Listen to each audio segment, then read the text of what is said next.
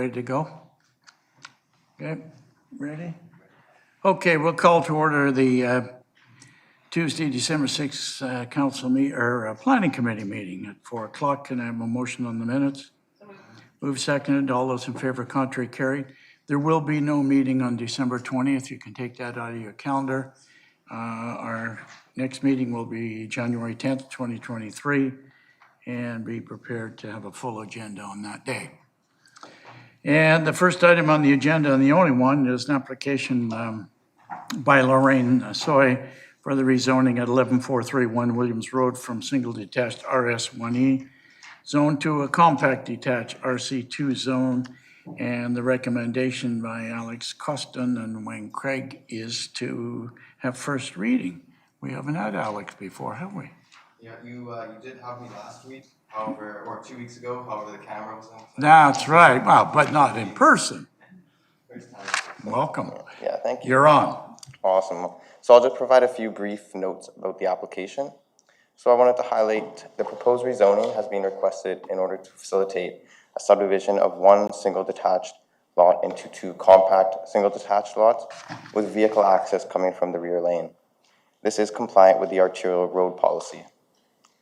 So there is an existing owner-occupied single detached home on the property. This home does contain an unoccupied secondary suite. Should be noted that the current owners of the property intend to occupy both new homes to be constructed as part of the project. So both new lots will be providing minimum one-bedroom secondary suites. $15,000 in tree survival security will be provided in order to retain 2 city trees. And submission of a landscape plan, including minimum 2 trees per lot, and associated security will be required prior to final rezoning to ensure the outdoor space is enhanced and maintained. And I'm happy to answer any questions from committee. I think we got one from Councillor Day. Carol, are you on for a question? Yep. You're muted. That home stuff doesn't work all the time. Still can't hear you. Can you hear me? I can hear Michael. Yeah, I can hear you, Michael. I can hear Carol. I hear you. Well. Now we got you. Okay, Carol's on. Okay. Yeah, so is there any chance of getting 2-bedroom suites in those basements? Because those schools have really low enrollment and could use extra students. Yeah, so through the chair to Councillor Day. So yeah, we did work with the applicant in order to try to secure the largest possible secondary suites for each of the proposed lots. And we're able to secure the one-bedroom suites at this time due to the owner's intention of operating home occupation within the dwellings. So the suites can be increased by the applicant, potentially up until building permit. So there is still opportunity potentially. Any other Okay, questions? maybe just pass that on. Okay, Yeah. thanks, Carol. Thank you. Okay. All right, seeing none, mover, second. All those in favor? Contrary, carried. Thank you very much. Managers' reports, anything to Mr. Craig? Yes, thank you, Mr. Chair. I just wanted to provide committee with a bit of an update regarding the Hurling House residence that was considered as part of an application that will be proceeding to public hearing later this month. When council moved the item forward to public hearing, there was direction for staff to work with the applicant on the evaluation of the home as well as potential relocation within the city.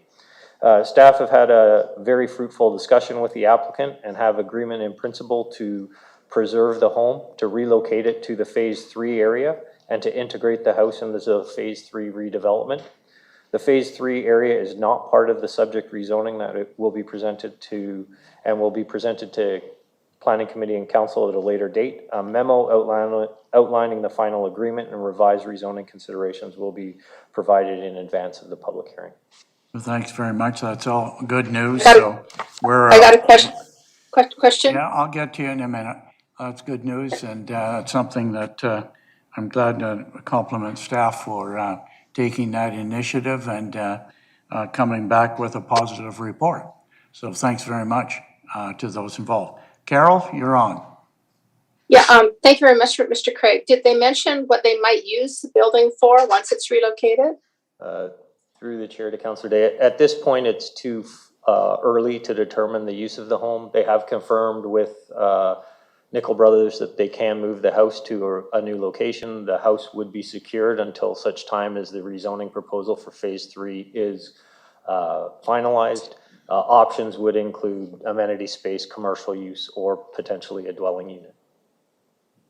That's fantastic news, and I'd certainly be willing to be really flexible on the use because I'm so happy that the building is being moved. And Nickel Brothers is a fantastic company. I used them myself to move a house years ago. So that's wonderful news. Thank you, Mr. Craig. Okay, is there anything else for our manager? Here we go, Josh.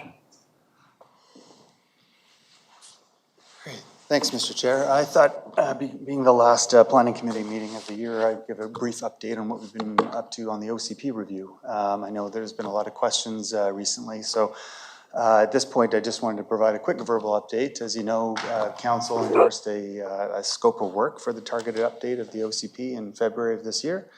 There were 6 areas that were the focus of the update, which includes housing affordability, social equity, environmental protection and enhancement, climate mitigation and adaptation, long-term planning for emerging trends and transformational technologies was the 5th area, and then the 6th area was administrative updates with respect to the regional context statement and sub-area plans. So since the scope of the OCP update was approved by Council, staff have been working on the top priority, which has been housing affordability. This includes addressing a number of council referrals related to housing affordability, such as rent-to-own, developer incentives, restricting house flipping, and rental tenure zoning, and how to use that legislation to the best of to benefit Richmond. So over the coming months, staff will be bringing forward key pieces of this work, largely background work, but it includes a housing market assessment, which will build on the housing needs report that Council endorsed late last year. It'll consider a longer term or longer time frame, about 30 years looking out, using updated demographic, economic, and housing data from the 2021 census.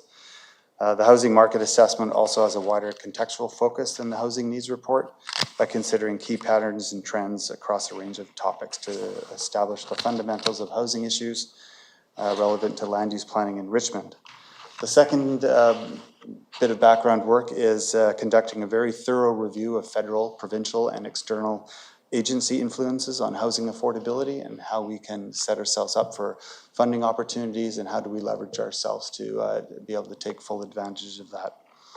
Thirdly, a markets insight report is being conducted right now, which includes an analysis of the local housing market with the intent of developing effective Made in Richmond policy options.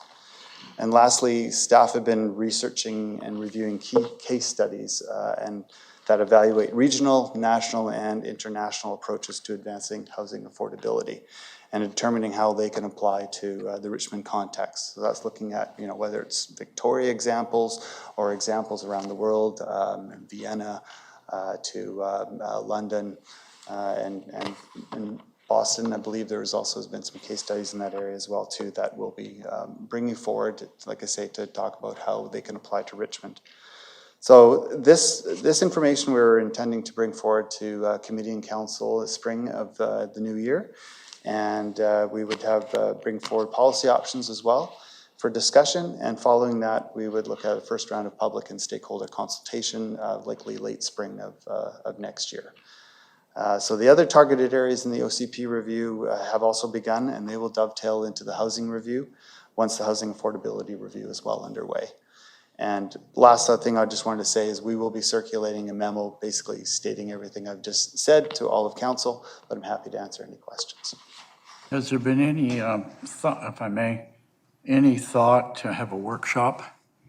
I think since we are doing the OCP, and it's not going to be done in a week, and there could be some potential rezoning areas or areas that committee and council have that probably be best done in a workshop and not in public. Obviously, we can't. And then that can possibly back to a GP. I think we should be looking at that and have a GP where all the council members are involved in that discussion, and then those reports come back in the public side. So anyhow, that's suggestion from myself, because I think there are some areas in Richmond we've got to take some hard look at. But as soon as I mention them, and that's what happened across the street from the Garden City land, I mentioned it, and before you know it, the next day, real estate was asked right off the bat, and that's how you got Walmart over there and everything else. So we went and bought all the lots, so I'm not gonna mention any areas, because there might be some millionaires in this crowd. And that's exactly what happened. So it would be my suggestion that staff maybe come up with one workshop, maybe 2 workshops with that idea, so where we all can have that discussion and put our thoughts on the table, and then staff take those away as well. I think the OCP has to be a council-driven thing and not a staff-driven thing. Maybe it's back to you, Mr. Yes, Ursic. Mr. Chairman, I guess I'll tackle that. We are looking at a series of workshops. Now, these would be staff workshops. Yes, there's staff workshops. I just want to stress that. That's what I said. And yeah, what we anticipate at this point is a series of staff workshops and dealing with various topic areas that are part of the OCP review. And, you know, the housing affordability piece is a really big one of the review, and it may well be that that more than one workshop would be appropriate. So we do anticipate doing that. Okay, thank you very much. From committee, is there anybody that is opposed to that approach? Councillor Liu? I have a question. Go ahead, you're on. Thank you, through the chair. Thank you for this. It's good to know that we can start looking at stuff. It's February. There's a couple questions. Will there be opportunities, specific opportunities for groups like the Chamber of Commerce or other community groups to weigh in? And certainly they may have some ideas on certain things that maybe are more impact them, but certainly housing affordability impacts the ability to attract and retain talent if you're a business owner. So are there specific opportunities or windows where we call out to stakeholders like that to come and comment? Yes, through the chair to Councillor Liu, absolutely. There'll be opportunities as part of the stakeholder engagement or in the process of just developing the framework, and we'll be presenting that to committee and council early in the new year too, what the stakeholder consultation plan would look like. But we would absolutely would be liaising with the Chamber of Commerce and other key stakeholders that would be impacted by housing policies. Okay, and then further to that, are we looking at things like local entertainment districts, like cultural opportunities that go sort of beyond things like just karaoke everywhere, maybe some opportunities for live music, dancing, that kind of thing? You know, certainly, yes, there are impacts to the neighborhood. On the flip side, you know, many people have been on things like a cruise ship, and there's nightclubs on a cruise ship, and people manage to still, it's able to be built in such a way that there is quiet, that people are able to disperse and not wake everybody else up. And so, you know, can we build the Richmond of the future to have cultural opportunities like live music, like dancing, like other things that maybe some of us even grew up with here in Richmond, to have more neighborhood-wise where we don't all have to drive to one end or the other to enjoy these kinds of things. Right, yeah, through the chair to Councillor Liu, first off, I wouldn't say that's part of our specific targeted areas, but having said that, I know we have policies within our city center area plan and parts of our OCP that do focus those type of land uses in key areas. I think what we'll be doing as part of more of the administrative side is just ensuring that those are strengthened. And if there's, depending on what comes out of the housing affordability, social equity pieces and whatnot, that we can strengthen those type of policies to create an entertainment district. As we know, the city center is still developing. There's some key village areas that we would like to see as more of an entertainment district. So we will definitely review that, but it's just not a specific targeted area. Okay, all right, and how do we weigh in on that and help direct that, if you will?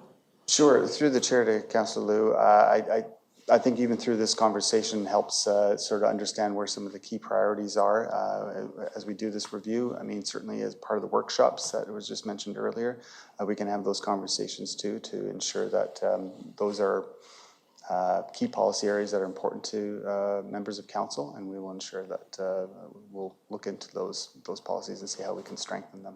Okay, because I think we need to look at it as a bigger piece, right? Like, I think we've looked at things like making sure that there's big spaces for offices. So, if you're trying to attract, some big IT group that's coming in and wants to do that, but at the same time, young, hip, trendy people don't want to live where there's nothing to do, where they, get off work and all the restaurants are closed at 9 o'clock and there's no opportunities for cultural things like, museums and galleries and live music and whatever spoken word things or whatever it is that, cool people do.